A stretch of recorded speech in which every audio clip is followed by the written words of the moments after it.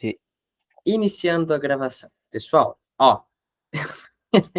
Então, Felipe, o senhor se enganou legal. Muito. Se enganou legal. Ó, o que nós faremos hoje será um pouquinho diferente. Ligeiramente diferente. Deixa eu para falar agora, bem na hora de começar, para vocês. Eu sei que vocês amam surpresa, né, gente? Surpresa é muito bom. Basicamente, nós faremos hoje uma breve revisão, bom, do que nós vimos com a Apologia de Sócrates, que eu sei que é bastante coisa. Pode cansar um pouco. Então, nós faremos uma revisão em forma de pergunta e resposta, tá? Uma forma de pergunta. Eu pergunto, aí vocês respondem, eu respondo, nós conversamos sobre, quase um podcast, tá entendendo? Tentar fazer. Nossa senhora, Isaac, agora eu gostei, ué. Então, Proposta é essa. eu não sei se isso aqui vai dar certo, porque tem 12 pessoas, um podcast em uma dúzia, talvez não dê muito certo, mas a gente se ajeita, a gente tenta. Vamos lá, parte um. Vamos começar pelo começo, né? É muito bom começar pelo começo, acho que vocês devem gostar disso. O que é uma virtude? O que seria uma virtude na concepção de vocês? Para vocês, uma virtude é o quê?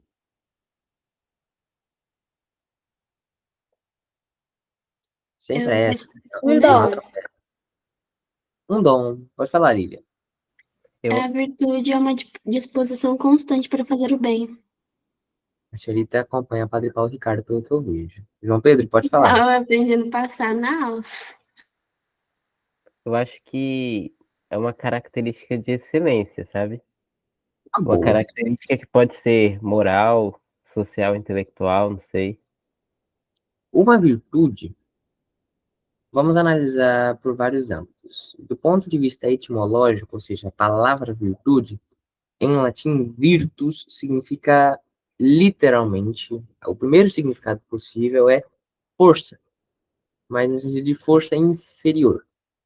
Interior, perdão, falei errado. Força interior. Uma determinação, entendeu? Somando ao que o João e a Lídia disseram, virtude seria essa força, essa garra interior para realizar atos bons.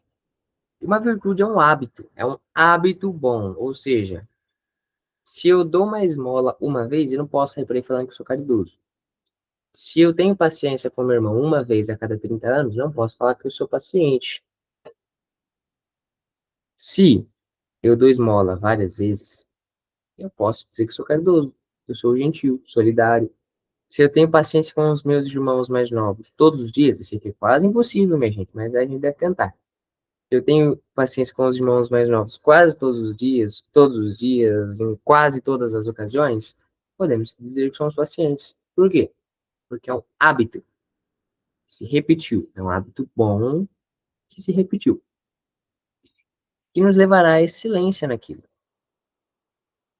Não, o fleumático, no quesito paciência, ele dá e sobra. Sobra tanto que às vezes estraga, né? É tanta paciência num lugar só que às vezes os outros perdem a paciência. E, pessoal, é possível a um pagão obter alguma virtude? Pagãos, eles conseguem ter virtudes? Conseguem. Sim.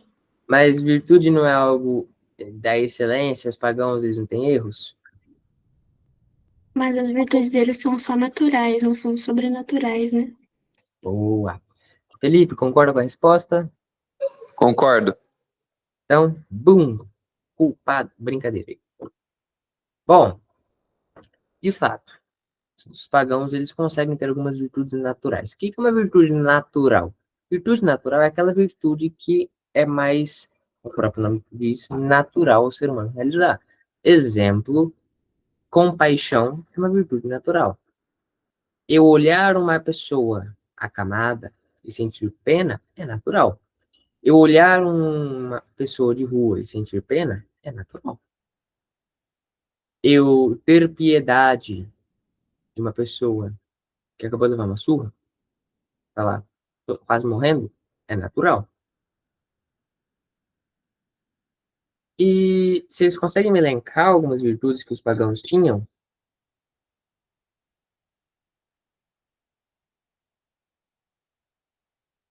Pode repetir? Conseguem me dizer algumas Diligência, diligências, sim, coragem, coragem, força. Nossa, força? muita coisa. Vamos lá, podem Sabedoria? ir falando. Pode prosseguir, sem problemas. Sabedoria, humildade. Sim, podemos dizer que sim. Basicamente, todas as virtudes que um psicopata não tem. Todas as virtudes que um comunista não tem.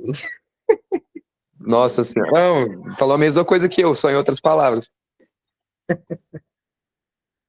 Ó, e bom, os pagãos, eles têm muitas virtudes, sim. Nós temos que conhecer. Pagãos, às vezes, que são mais virtuosos que nós. Concordam?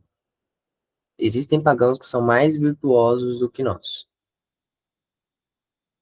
Agora, as virtudes, elas conduzem a um caminho da verdade. Como assim?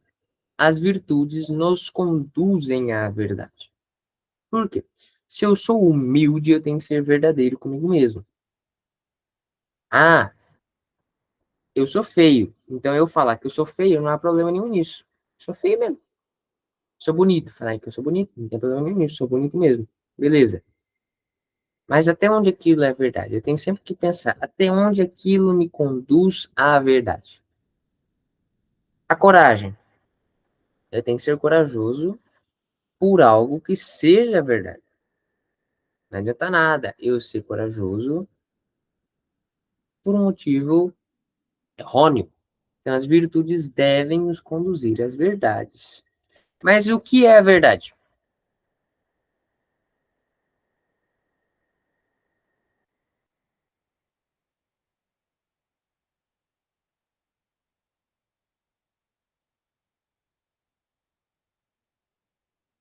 Professor, se fosse ver um pouco das Sagradas Escrituras, a verdade seria o próprio Jesus Cristo, né? Porque ele falou, eu sou o caminho, a verdade e a vida. Sim, de fato, essa é a primeira resposta que nós obtivemos. É Jesus Cristo. Mas, no sentido filosófico, já que estamos vendo filosofia, vamos falar de filosofia. O que seria a verdade? Tem mais alguém aqui que está no primeiro do ensino médio ou só tem eu aqui? Eu sei que o Felipe, Eu tô no primeiro do ensino médio. eu sei que o Felipe tá, mas de resto mais ninguém. Poxa vida. Beleza. Eu achei que o João tava. A Roselita Rios não tá, não? Cara, chamar o João de Roselita, eu racho. O quê? O quê? O Você, quê? você não tá, não, João, no primeiro ano do ensino médio? Não. Uai, minha vida foi uma mentira, então, uai. Achei que você tava. Ó, Então, então. ele Não. está no oitavo. Enfim, São Tomás de Ainda não Aquino, tomo café, não. São Tomás de Aquino, ele nos fornece essa resposta. São Tomás perguntou o que é a verdade. E aí ele chegou na seguinte resposta. A verdade é a correspondência entre realidade e intelecto. Por isso que a geração atual não enxerga a verdade, porque não tem intelecto desenvolvido. Verdade, correspondência entre intelecto e realidade. Porque é a geração atual, universitária, de esquerda, não conseguem enxergar a verdade. Porque o intelecto deles é fraco. Me deem um exemplo de uma análise da realidade através do intelecto que conduz à verdade. Meu Deus, professor, é muita palavra difícil.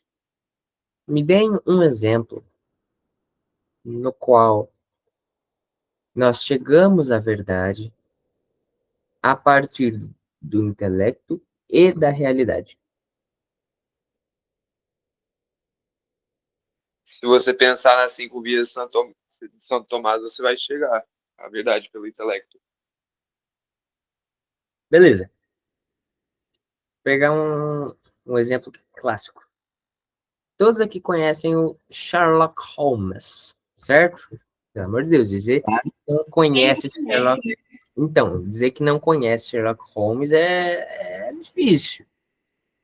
O que o Sherlock Holmes faz é Pelo menos você puramente... escutou o nome, né? Exatamente, pelo menos sabe que é um detetive. Não tem nem que ler a história, mas sabe que é um detetive. O que ele faz é basicamente isso. Ele tem um intelecto desenvolvido, analisa a realidade e chega na verdade. Vocês já leram algum livro do Sherlock Holmes? Sim. Não, mas vale o filme? Oi? Livro não, vale o filme. Não vi o filme ainda, não posso falar. Não, o filme, principalmente os novos, não é muito bom. Mas leia os livros. Os livros é assim, meu Deus do céu, incrível, incrível. Mas voltando aqui, ele faz isso. Ele pega a realidade, analisa e chega na verdade. Lídia, a senhorita queria falar? Pode falar. Não, é que eu tinha aprendido que quando a gente vai abstrair alguma coisa, a gente vai pelos sentidos primeiramente, né? E depois vai chegando na parte da alma, né? Que para reter aquele conhecimento que a gente tirou de tal objeto ou tal coisa. Sim, sim. As coisas chegam até nós através dos sentidos. E é pelos sentidos que nós captamos as informações. Exemplo, vocês estão me vendo, me ouvindo. Não estão me lendo, eu não sou um código de barras, mas estão lendo o que está escrito na apresentação. Ou seja, os sentidos externos auxiliam os internos. Visão e audição, principalmente, fornecem as informações necessárias para que nós cheguemos à verdade. E já que nós falamos de virtudes, pegar algumas virtudes que foram muito comuns em Sócrates. O que é a coragem para vocês? Quem tem medo? Quê? Eu acho que coragem é a graça de você enfrentar as contrariedades e os desafios da vida. E espirituais também. Eu acho que Ellen, coragem seria mais você também, né? Isso aí, mas também que você tem medo daquela tal coisa, você tem receio, mas mesmo assim você vai e você concretiza o que tem que fazer. boa resposta. Ellen, não ouviu o que você falou. Foi meu irmão, Isaac. Desculpa, eu sou meio surdo. Repita, por favor. Meu irmão mais velho veio aqui, Isaac, não fui eu. Entendi também. Ele quer falar também? Não, já saiu já. Não sabia. Qual a idade dele? Desculpa a pergunta. 19 anos. Ah, entendi. Quer chamar ele para bater o recorde mais velho? Por enquanto ele tem 17. Não, acho que ele tá de boa. Ó, Chesterton fala que a coragem, eu pesquisei, eu lembrava da frase, mas não lembrava inteira, então eu pesquisei aqui rapidinho. A coragem é um forte desejo de viver sob a forma da disposição para morrer. Senhor, não foi nada. A coragem é o seguinte, eu amo tanto alguma coisa nessa vida que eu estou disposto a dar a minha vida por ela. É um paradoxo. Eu amo tanto a minha vida que eu estou disposto a arriscá-la para preservá-la.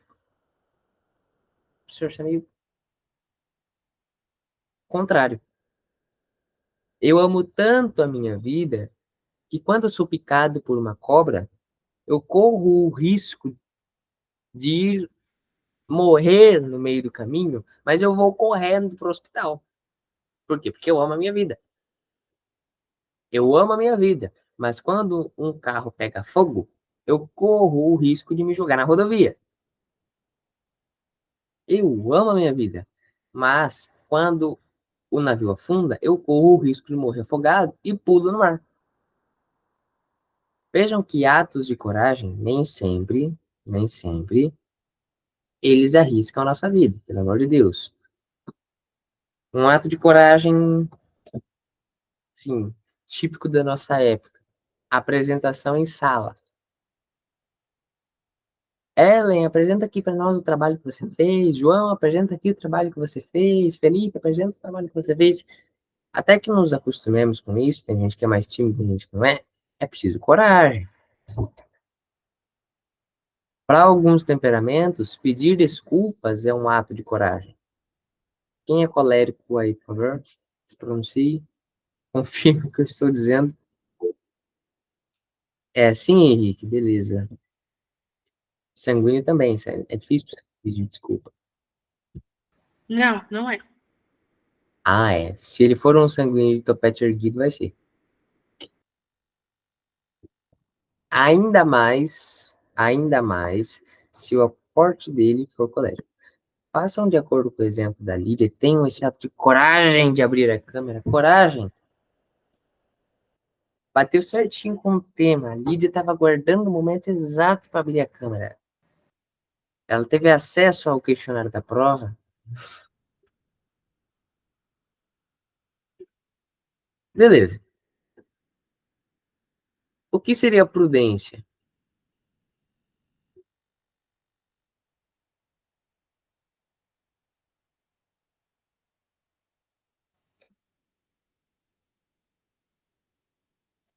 Prudência seria pensar antes de agir em alguma situação? Chutou na trave e a bola tá entrando no gol. Ó, Santo Tomás fala que a prudência é a arte de sabermos o que fazer, quando fazer e de que jeito fazer. Ou seja, não é ser Thomas Shelby na vida e ser frio calculista com tudo, por favor. Mas, basicamente, ser prudente é saber o que, quando e como fazer as coisas. Exemplo, eu utilizar um colete salva-vidas. É prudente? Nós temos na nossa cabeça brasileira que prudência tem que ser só para coisa ruim. Não. Um pouco de organização vai bem para as coisas. Amanhã é Dia das Mães, por exemplo. Eu, sendo prudente, eu sei que amanhã, reunião de família, não é um bom dia para falar de tragédia. Sei que amanhã não é um bom dia para tocar em temas polêmicos. Mas Sei que sempre. amanhã. Oi? Não, nada, tipo. Sei que existem coisas que amanhã não devem ser feitas. Ou seja, eu sei quais coisas não devem ser feitas, quando, amanhã, de que maneira? Falando, explicitando e assim por diante. Pode falar, Ellen, também. Não é que. Não são as famílias das pessoas, mas a minha família não importa que dia seja, sempre vai tocar assunto polêmico. Ó, tem coisas que nós podemos fazer tranquilamente quando estamos só com a nossa família, pai, mãe, irmãos. Tem outras que não dá para fazer quando tá todo mundo. Exatamente. Exemplo. Não tem como você pular de bungee jump enquanto a família inteira é reunida. É difícil, gente. É difícil. Brincadeira, brincadeira. Vamos pegar um exemplo Muito sério. bom. Não tem como você querer fazer banho de mangueira com a família toda. Não vai dar. A minha dá, viu? Mas dá um jeito. Depois vocês não querem me dizer que mineiro é esquisito. Eu vou ignorar e vou prosseguir. Eu acho que a questão da polêmica mesmo é o principal. Nós temos que analisar, quando nós vamos falar as coisas, nós temos que pensar pelo seguinte fator. Vai ajudar alguém? Vai converter? Porque não adianta nada ser boi de piranha. E um ato de prudência aqui. Eu estou em público e ouço alguém dizendo que o Estado está ajudando o Rio Grande do Sul, que as forças federais estão fazendo melhor por isso. Se eu rebater e provar por A mais B que aquela pessoa está errada, alguém ali vai sair beneficiado disso? Porque se não for, nem fale, você vai ser espancado com palavras. Vai ser uma agressão verbal.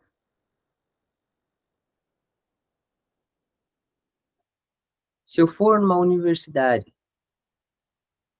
e falo, provando pela biologia que só existem dois gêneros, alguém ali vai ser beneficiado? Dificilmente. Então eu não vou falar. Entenderam? Por que é que Sócrates afrontava as autoridades gregas da sua época do jeito que ele afrontava? Porque ele sabia que pessoas ainda assim seriam beneficiadas. E ele não tinha nada a perder. Qual é a relação entre prudência, fé e sabedoria? Aqui é Júlio César, tá bom? Qual é a relação entre prudência, fé e sabedoria?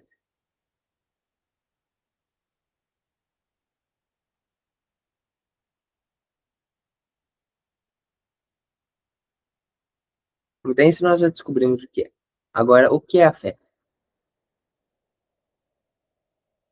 A fé é crer em algo, e segundo a nossa, é crer em algo que não se vê. Exatamente. Definiu com maestria. Crer em algo que não se vê. Crer em Deus. Como é que nós agora juntamos fé e prudência?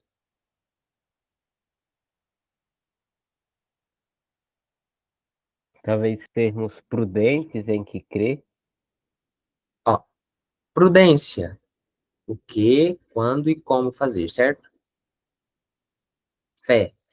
Crer em Deus que nós não enxergamos. Então, o que eu vou fazer? Quando eu vou fazer? E como eu vou fazer as coisas?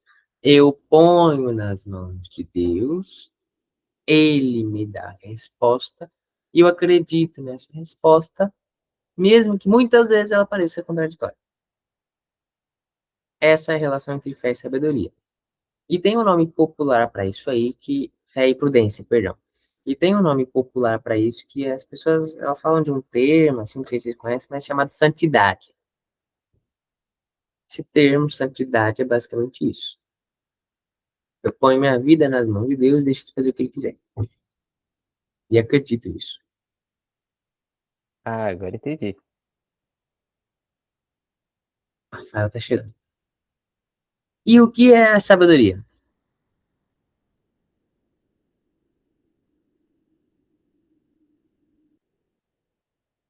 Vamos lá, dessa vez eu quero que cada um me responda. Quero ver uma resposta particular de cada um agora.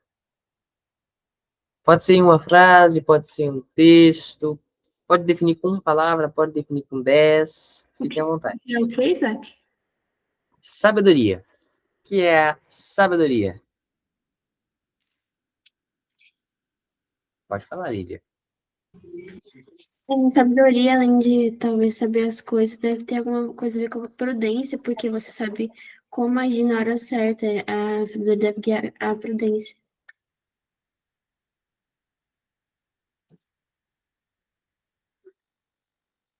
É, sim, sim. Rafael, boa noite. Pode falar. Boa noite, boa noite.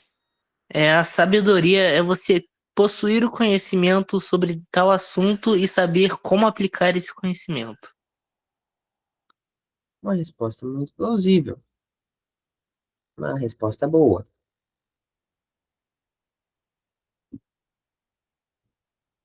Eu não, assim, particularmente, eu não aprecio muito essa visão sobre a sabedoria, porque ela é um pouquinho utilitarista. Pouquinho.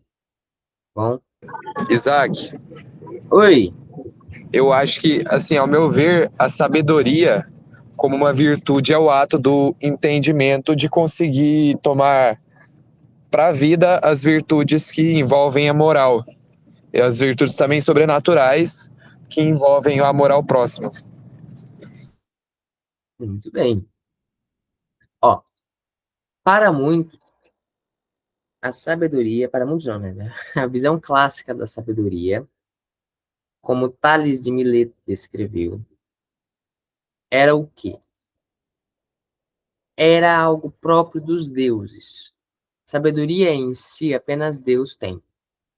Quando nós queremos ser uns filosofar, quando nós tentamos filosofar, o que nós tentamos fazer é conseguir um pouquinho disso. Conseguir um pouquinho disso que Deus nos dá. Ou seja, olhar e falar assim, Deus, o Senhor sabe tudo, mas eu quero entender só um pouquinho disso. Pouca coisa. Sabedoria, ela é, podemos dizer que ela é a compreensão do total. Ela é a compreensão do total. Eu entendo as coisas como Deus entende. Eu entendo o funcionamento da alma humana, do corpo humano, de tudo, como Deus entende. Por isso que é extremamente difícil nós conseguirmos, de fato, alcançarmos a sabedoria, porque é algo muito alto, muito elevado. Tá, mas o que isso tem a ver com a fé e a prudência?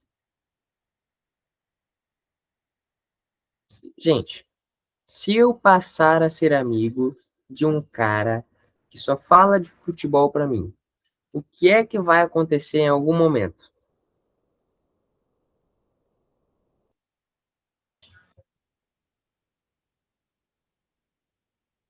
Você só vai saber de futebol? Eu vou começar a gostar de futebol, eu vou passar a acompanhar futebol, eu vou ficar mais próximo de futebol, alguma coisa assim.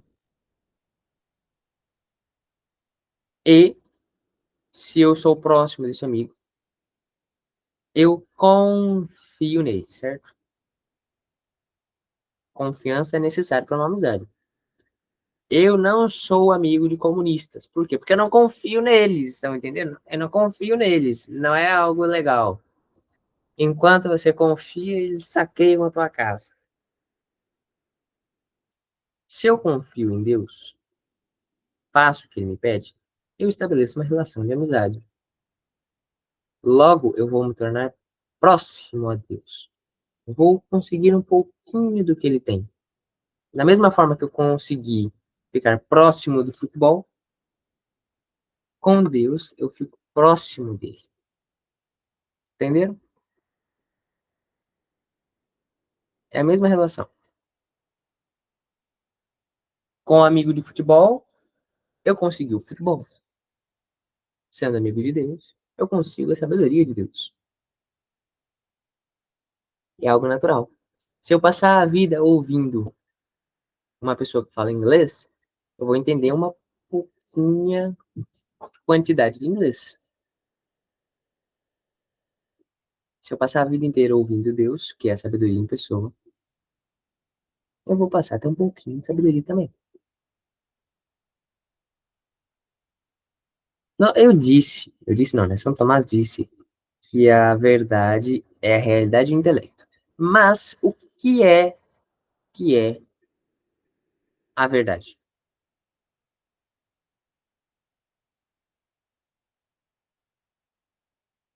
A realidade seria coisa em si? A realidade, ela é o conjunto dos entes, o conjunto dos seres, da forma como eles são, com os seus acidentes. Senhor, traduz, está em grego. Que é o ser? São as coisas que existem. Então, a realidade é composta por coisas que existem. Ah, não me diga. Doutor, nós temos que falar realidade real, porque existe uma realidade criada na mente das pessoas. Nessa realidade criada, comunismo dá certo, Igreja Católica é opressora. Então, temos que deixar claro que é uma realidade real. Na realidade, as coisas existem. E olha que beleza, elas têm essência. Um sofá é um sofá. Um carro é um carro. Mulheres sapiens, eu lembrei do vídeo agora. Na realidade real, as pessoas são pessoas. Olha, olha que beleza. Isso é muito novo para mim. sempre me disseram que eu podia ser o que eu quisesse. Então as coisas elas têm essências, elas têm natureza. Quais são as minhas naturezas? Qual é a minha natureza no singular, né? Primeiramente, eu sou uma criatura. Depois, sou um ser humano. Depois, eu sou um homem. Depois, sou brasileiro. Sou conterrâneo dos paulistas. Essas coisas não mudam. Não tem como deixar de ser humano, deixar de ser homem, deixar de ser criatura, deixar de ser paulista. Eu nasci no estado de São Paulo, sou paulista e acabou. Eu sou ser humano, acabou. Isso é a essência. É o que não muda. É o que a pessoa é e é. Acabou. Agora, o que é um acidente? Vocês conseguem definir para mim o que é um acidente?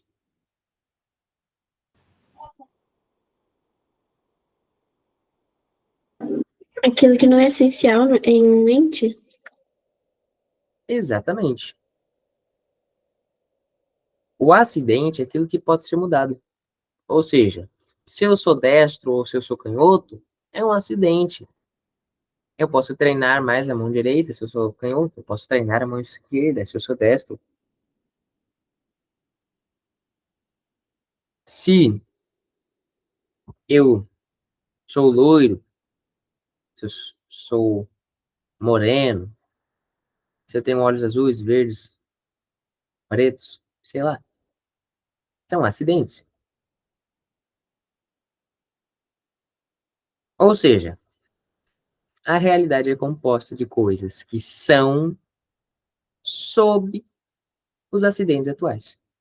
Ou seja, as coisas são. Consegue entender o que é o poder do verbo ser aqui? Elas são. Mas a circunstância atual pode alterar algumas coisinhas.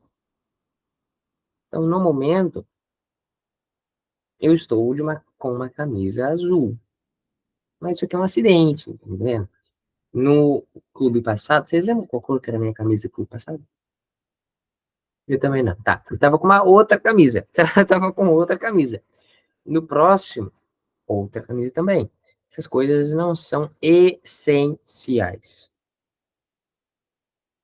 Elas não exigem tamanha. Como é que eu posso falar? Elas não exigem em si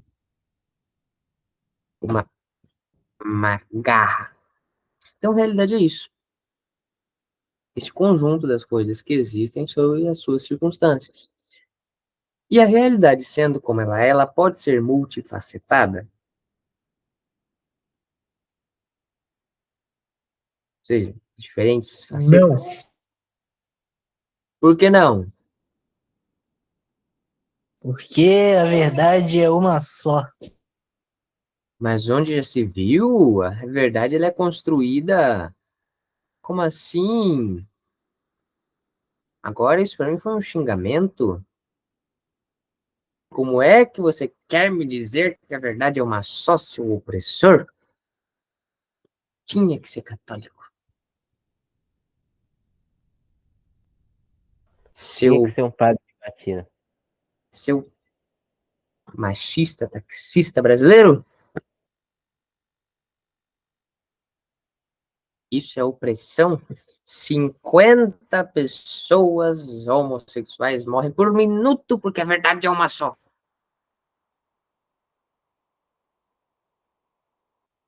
Você está matando os índios com essa opinião de que a verdade é uma só. Você dizer que a verdade é uma só faz as nuvens ficarem furiosas e choverem no Rio Grande do Sul? Você não pode me dizer uma coisa dessas? Então, Por que que Oi? ele disse, Ele disse o quê?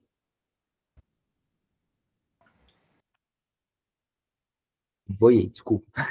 Eu boiei aqui. deixa, Isaac, você não entendeu o ironismo, Isaac. Não entendi. Tudo bem, sem problemas. No problem.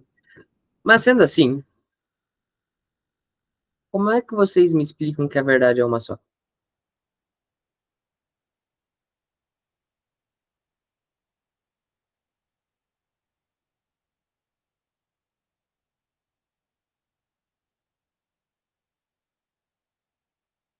Isso Porque é uma que coisa, porque uma coisa Oi.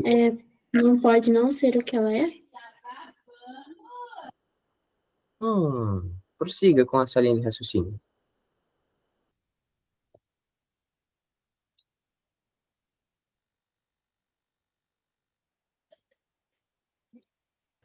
qual foi a pergunta? Eu que te pergunto. Como assim, qual foi a pergunta? O que é a realidade? Brincadeira. Ó, como é que vocês me dizem que a verdade não pode ser mais de uma? Porque às vezes elas se contradizem. Se fossem várias. É uma boa resposta, mas ainda assim não chegou no que eu estava querendo. Professor, seria que uma coisa, ela não pode ser o que ela já é, né? Ah, agora balançou na cabeça. Uma coisa que é, não pode não ser aquilo. Muito bem. Se eu falo assim, vamos analisar essa informação. Se eu digo que a Igreja Católica matou milhões de pessoas na Inquisição, beleza. Isso pode ser uma verdade. Agora, se eu pego fontes confiáveis me dizendo o contrário, como é que as duas coisas podem ser verdade se a verdade não é absoluta? Entenderam?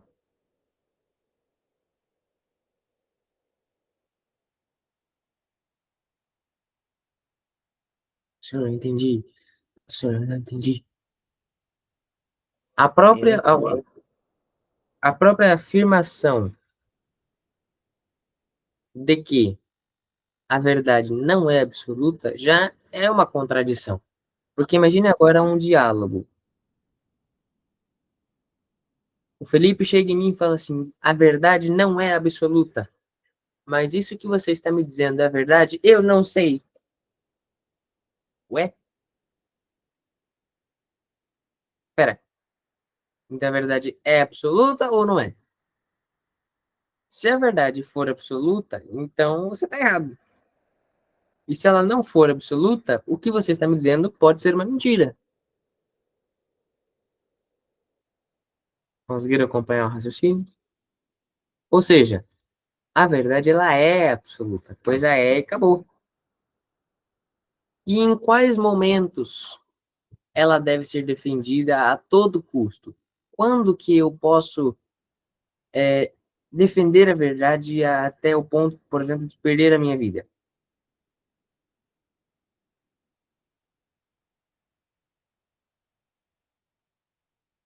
Quais são as ocasiões? Como comprometer a salvação de uma alma?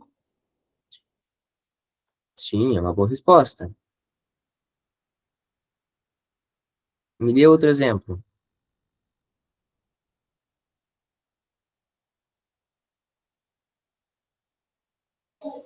Quando gerar caos na sociedade? A verdade, ela deve ser defendida a todo custo naquelas ocasiões em que eu citei anteriormente, quando você sabe que você vai ganhar almas para Deus. Ou seja, eu estou no meio de uma multidão e fazem um xingamento a Jesus Cristo. E eu sei que se eu não se eu falar alguma coisa não vai adiantar de nada. Pelo contrário, eu posso ser morto por isso. O que é que eu faço? Vejam, Você é jovem, não tem nada a perder. Então, beleza. Vai lá, ué, fala. Mas você poderia fazer uma oração desagradável. Você poderia. Use a pólvora. Olha, se fosse permitido, eu já teria utilizado em muitas ocasiões.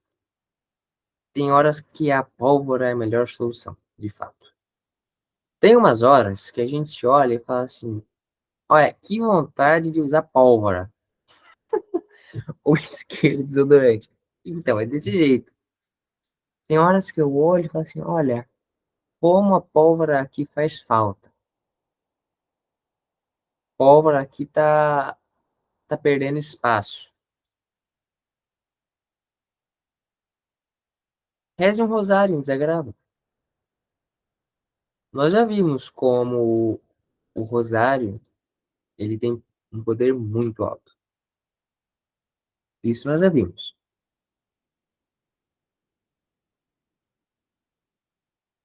Mas o que acontece se nós não defendemos a verdade? Se fica todo mundo nessa de que não, eu não posso defender a verdade porque eu tenho coisas a perder. Se a verdade ficar desse jeito de que ninguém defende, fica todo mundo recuando, recuando, recuando, o que acontece?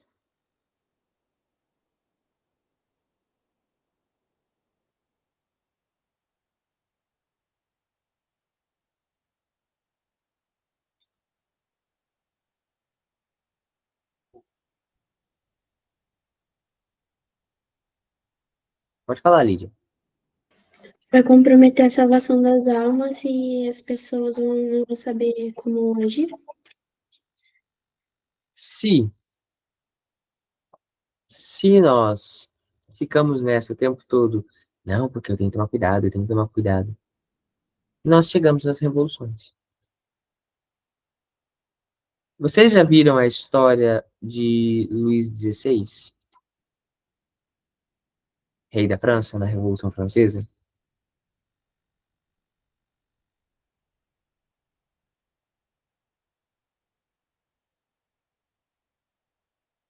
Sim, sim, alguns ali, mais ou menos.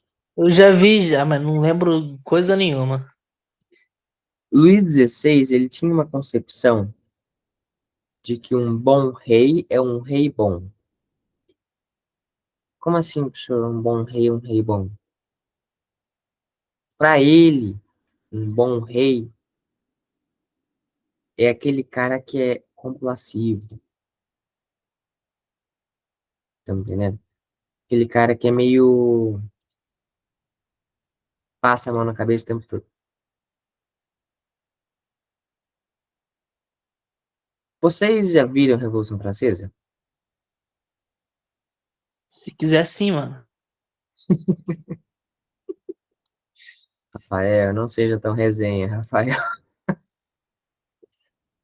Ó, se Luís XVI, lá na tomada da Bastilha, primeiro dia de Revolução,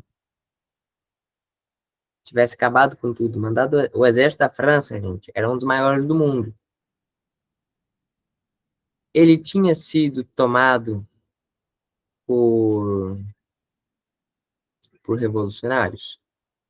Tinham, mas ainda tinha muita gente que seguia Luís XVI. Se ele tivesse mandado o fim daquilo tudo naquela hora, não teria tido a Revolução Francesa.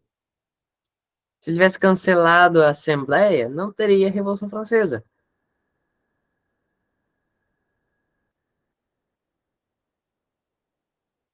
Não defender a verdade ou ficar neutro em relação à verdade, nós chegamos nas revoluções. Por quê? Os senhores já ouviram falar de um senhor brasileiro chamado Olavo de Carvalho? Sim, senhor.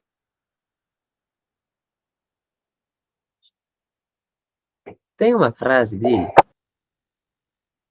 que é a seguinte: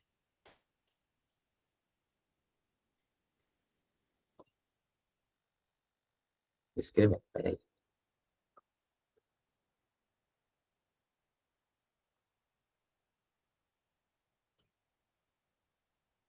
Moderação no serviço da verdade é serviço prestado à mentira. O que vocês podem me dizer a partir daqui?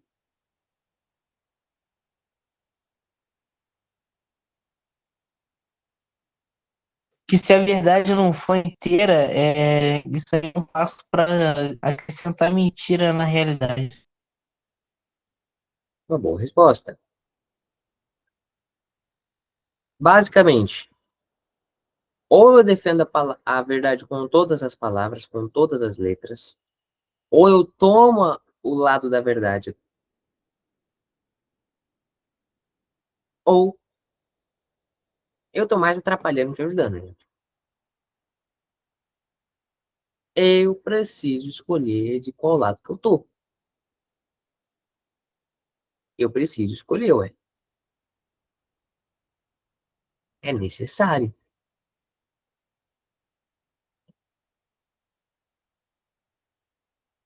O que acontece se eu chegar no Rafael e falar uma heresia para ele, e para ele não me ofender, ele não contra-ataca, ele não rebate, ele não corta a heresia pela raiz. O que acontece?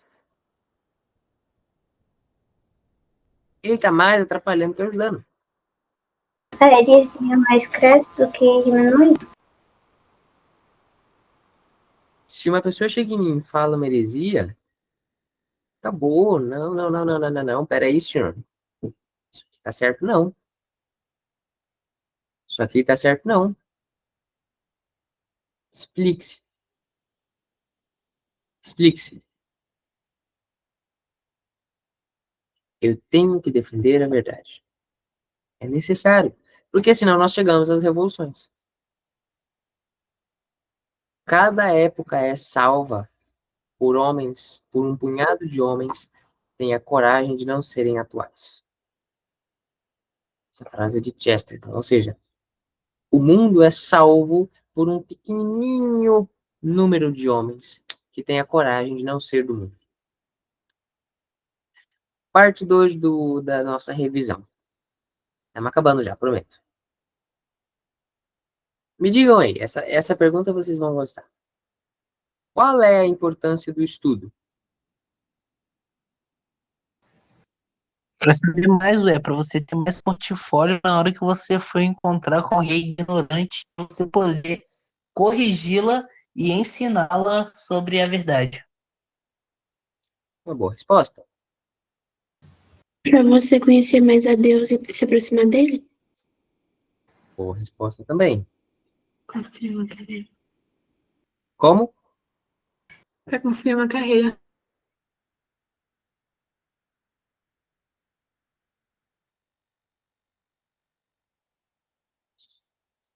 Poxa, Ellen, eu tava até gostando de você, nosso papo tava indo tão bem. Eu tô atrás.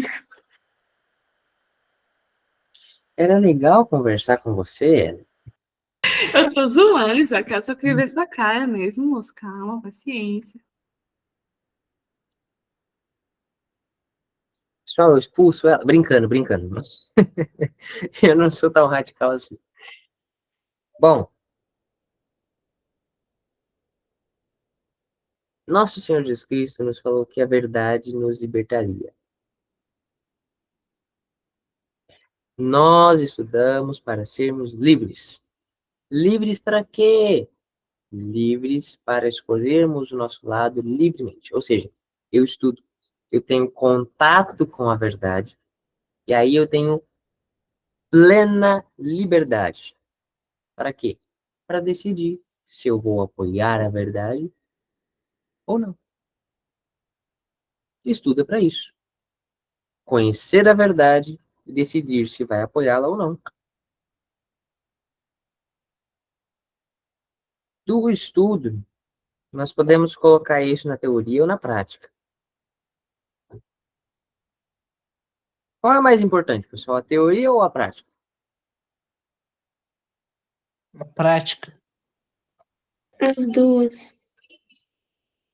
Por que as duas, Lídia? Porque para você fazer a prática, você tem que saber a teoria. Para você fazer alguma coisa, você tem que saber como fazer. E para você, não adianta ter a teoria se você não vai botar em prática também. Muito bem. O que é a teoria? Eu conhecer bem o que eu estou querendo fazer. Conhecer como aquilo funciona. E a prática é o quê? Colocar em prática. Ah, não me diga! Filosofia é teoria e prática. Qual que é a parte teórica da filosofia? Tudo e mais um pouco, né? Mas parte teórica da filosofia é entender como a realidade funciona. Parte prática da filosofia é ensinar aos outros. Vocês se lembram que o estudo, seu objetivo é conhecer a verdade? Logo, se eu conheço a verdade através do estudo e divulgo a verdade, o que eu estou fazendo é possibilitando que outras pessoas também conheçam a verdade. E a filosofia é isso. A pergunta 3 e 4, elas estão interligadas. O que é filosofia? Filosofia é a contemplação da realidade. Para vocês, o que é contemplação da realidade?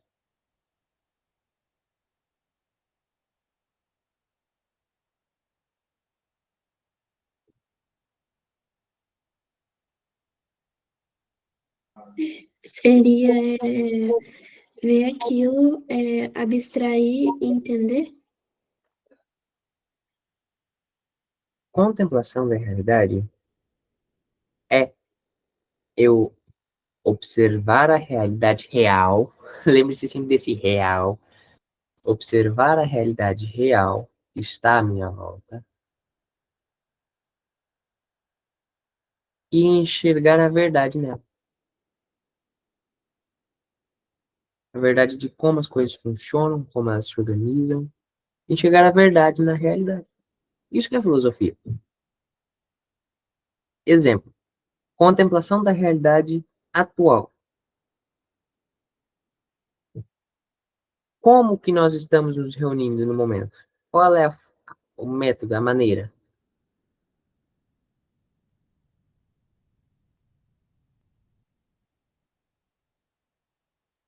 Online? Online. E como é que nós ficamos online? Pelo computador? Utilizando dispositivos eletrônicos conectados à rede de internet. Beleza, então para isso nós precisamos que pessoas façam o dispositivo, façam a internet, e pessoas que tragam o dispositivo e a internet até nós. Se eu preciso que alguém faça, eu preciso que alguém ensine a fazer. Para alguém ensinar a fazer esses dispositivos, é preciso que outras pessoas saibam como funciona. Para saber como ele funciona, essas pessoas precisaram estudar muitos anos. E cada coisa que elas estudaram foi algo que outra pessoa estudou e passou adiante. Ou seja, o que nós fizemos aqui em 30 segundos? Uma contemplação da realidade. Sabe quando nós vamos tomar uma refeição e nós vamos agradecer porque muitas pessoas trabalharam até que o alimento chegasse na nossa mesa?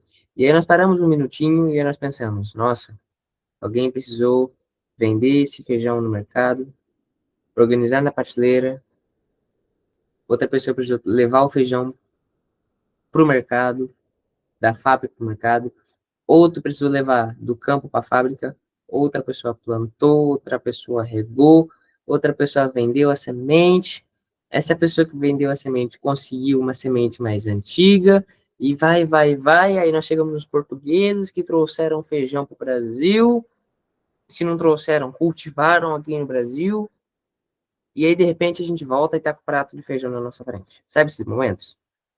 Pode ser o pão de queijo, pode ser o feijão, a comida que está na nossa frente.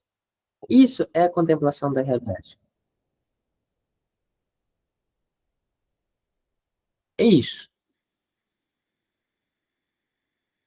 Última parte da revisão, prometo. E como que nós chegamos na verdade?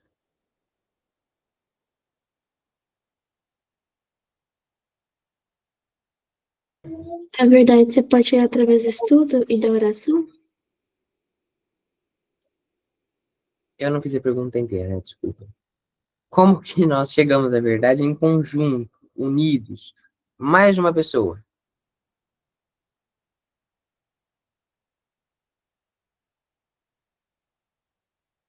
Através do estudo? Estudo é uma das vias. Qual outra?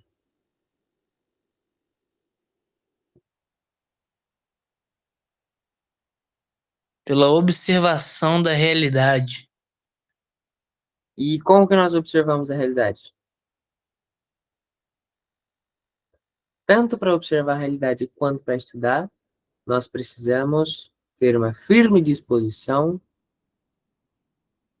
de querermos a verdade acima de tudo.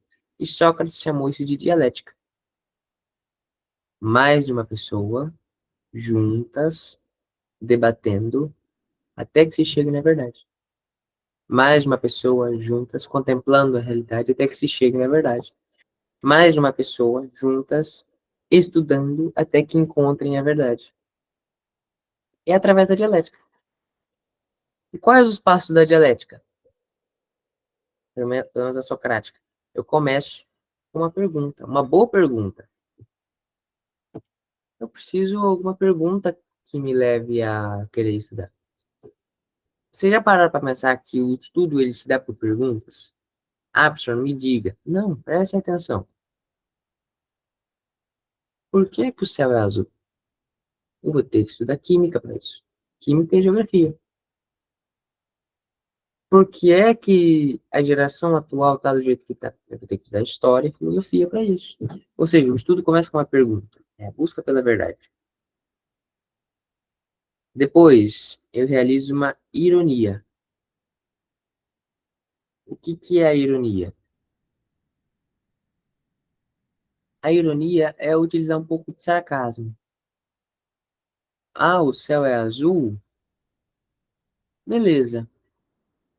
Mas ele poderia ser vermelho, ele poderia ser verde, assim. É algo que, se eu quiser, eu mudo. É utilizar um pouco de sarcasmo. A maiêutica depois.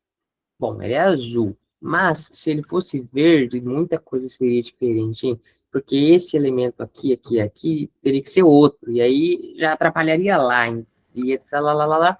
Maiêutica é. Eu pego o argumento contrário e levo até o final mostrando que ele está errado. E por fim, a solução. O que que é a solução? Eu já enxerguei a verdade, já entendi a verdade e forneço uma resposta de acordo com a verdade para aquela pergunta. Então quer dizer que o céu é azul porque as ondas solares da energia, o Sol, a luz do Sol, quando passa pela atmosfera e entra em contato com os inúmeros elementos químicos presentes no ar, então ela fica azul por ser um raio de luz de onda maior. Que legal, cara.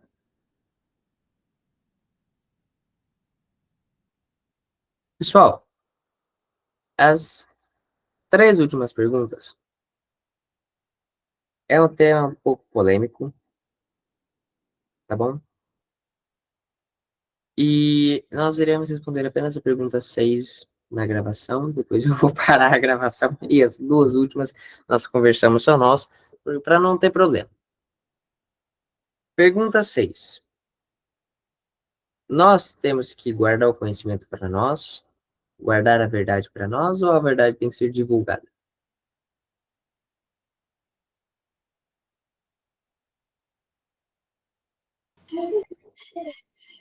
Depende do Deve ser conteúdo. divulgada. Divulgada. E por que que ela tem que ser divulgada? Porque é verdade. Ó, o Guilherme. Ô, Guilherme.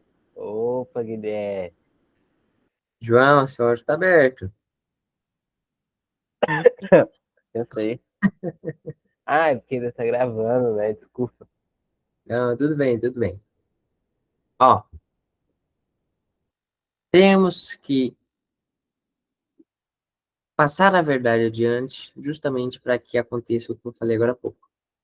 Que as pessoas tenham acesso à verdade e escolham de qual lado elas devem estar.